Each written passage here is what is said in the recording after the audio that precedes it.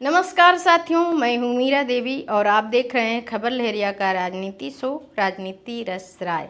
एक बारी फिर से आप सबका बहुत बहुत स्वागत है। पिछले हफ्ते मैं और मेरी सहकर्मी बिहार विधानसभा चुनाव के तैयारी की कवरेज में थी। इस वक्त बिहार में चुनाव की तैयारियां जोरों पर हैं। पार्टियां एक दूसरे को कड़ी टक्कर देने के लिए रात दिन एक कर रही हैं। सबसे ज़्यादा हलचल वोटर लिस्ट अपडेट को लेकर के है। स्कूलों में पढ़ाई बंद कर दी गई है और मास्टर साहब अब बीएलओ की ड्यूटी निभा रहे हैं। यहाँ तक कि कई जगह पतियों से अपनी बीएलओ पत्नियों का काम करवाया जा रहा है, क्योंकि काम बहुत ज़्यादा है।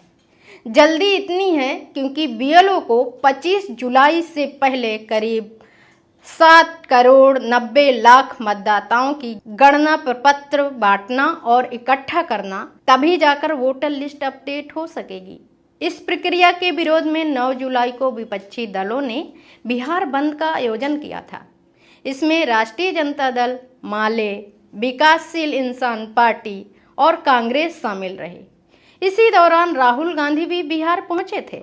Association for Democratic Reforms, Yogendra Yadav, Manoj Jha, Mahua Moitra, People's Union for Civil Liberties ने सुप्रीम कोर्ट में वोटर लिस्ट सत्यापन पर रोक लगाने के लिए याचिका दायर की थी। सुप्रीम कोर्ट ने केवल आधार कार्ड और राशन कार्ड को लिंक करने का सुझाव दिया था, लेकिन विशेष गहन पुनरीक्षण पर रोक लगाने से इनकार कर दिया गया है। दरअसल चुनाव आयोग ने आधार कार्ड, राशन कार्ड और वोटर आईडी जैसे दस्तावेजों को मान्य नहीं माना। इसके बजाय आयोग ने 11 अन्य दस्तावेजों की सूची जारी की, जिसके जरिए मतदाता सूची में नाम जोड़ा जा सकता है। लेकिन विवाद इस बात को लेकर है कि इन दस्तावेजों को जुटाना गरीब और अशिक्षित परिवारों के लिए बेहद मुश्किल है। इसमें शामिल है जन्म प्रमाण पत्र, ड्राइविंग लाइसेंस, पासपोर्ट, जाति प्रमाण पत्र जैसे कागज जो आम तौर पर हर किसी के पास नहीं होते। खासकर ग्रामीण या वंचित समुदाय के पास तो बिल्कुल भी नहीं होते। इसी के चलते गरीब, अशिक्षित या जो अपने गांव से बाहर रहते हैं, उनके नाम वोटर लिस्ट से हटने का डर है। मगर रोजमर्रा की जिंदगी जीते हुए लोग इसमें महत्व नहीं दे रहे हैं। गांव से बाहर रहने वाले लोगों का कहना है कि अगर हम ये काम करने गांव गए तो हमारी नौकरियां चली जाएंगी। उसकी गारंटी कौन लेगा?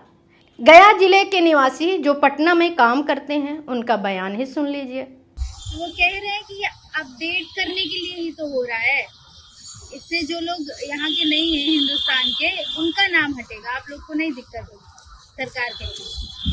इसका प्रक्रिया जो है इतना जटिल है। कोई आदमी बाहर कमा रहा है, दिल्ली, पंजाब, पटना, मुजफ्फरपुर, को कैसे जाकर उनको दस्तावेज देगा? हम पहुंचे थे पटना के पास स्थित पुनपुन गांव। वहां एक स्थायी निवासी से बातचीत हुई।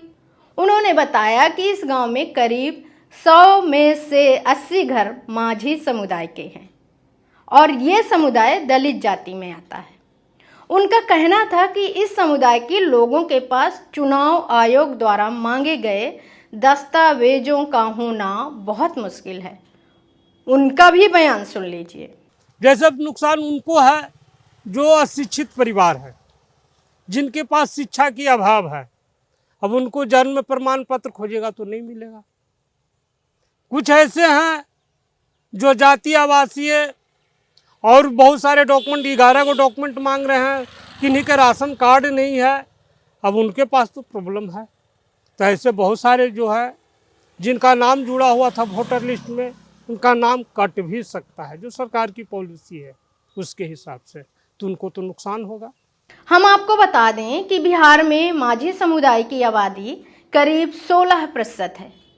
अब आप खुद ही अंदाजा लगा सकते हैं कि पुनरीक्षण की इस प्रक्रिया का सबसे ज़्यादा असर किन पर और कितनी बड़ी संख्या में पड़ सकता है। ऐसे में सवाल ये है कि क्या यह जल्दबाजी किसी खास वोट प्रतिशत को प्रभावित करने के लिए है? पुनरीक्षण के आगे बिहार चुनाव में बाकी सारे जमीनी मुद्दे जैसे चुनाव में महिलाओं की भागीदारी, रोजगार, जलवायु परिवर्तन, खेती पर असर और कानून व्यवस्था जैसे मुद्दे तो बिल्कुल भी गायब हैं। पिछले 10 दिनों में व्यापारी गोपाल खेमका, बीजेपी नेता सुरेंद्र कुमार, एक 60 साल की महिला, एक दुकानदार, एक वकील और एक शिक्षक की हत्या हो चुकी है। पुलिस का कहना है कि अवैध हथियारों की आसान उपलब्धता की वजह है, लेकिन इन मुद्दों पर कोई बात क्यों नहीं कर रहा है?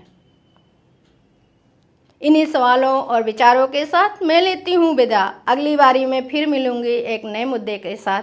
तब तक के लिए नमस्कार। आपकी खबर, आपकी भाषा।